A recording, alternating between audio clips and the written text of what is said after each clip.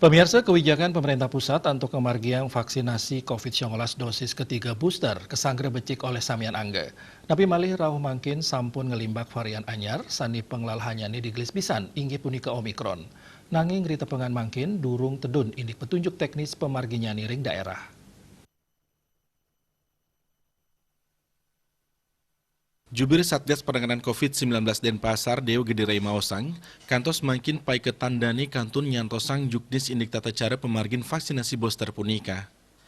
Kaaptiang teknis Presiden Tinas, wau sida memargi ring lapangan. Sekadering pemargin vaksinasi anak, ring nasional ke launching ring Jakarta untuk selanturnya nih ring daerah-daerah. Pai ketandani talar durung Tinas uning, sapasira sane patut mulihang booster, tur indik selat galahipun. Lianan punika, sora vaksin talar durung wenten. Dewarai ngawawahin, selahin saking infrastruktur, Denpasar sampun nyiagayang SDM. Genah ayahan vaksin, kantos pola sani kemargiang antuk nambakin pikobat. Santukan anut ring pemargin sedurungnya nih, pemargin vaksinasi ring Denpasar memargi becik.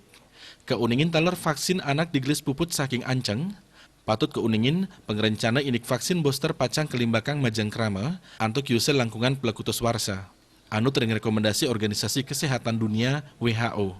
Kewenaran prasyarat kriteria kabupaten kota sane presiden ngelaksanang vaksinasi dosis ketiga inggih punika ngejangkepin ancang vaksinasi COVID-19 antu 17% ring dosis vaksin ka pertama, miwah 16% dosis vaksin keping kalih. Lianan punika, ring ancang vaksinasi COVID-19 ring Denpasar antuk dosis ka pertama sampun memargi ring langkungan ulungatus tali diri. Miwah pemargin dosis keping kalih langkungan 700 tali diri. Rari sering dosis keping 3 memargi langkungan 14 tali diri. Asmara Putra Bali Pos, Nguningayang.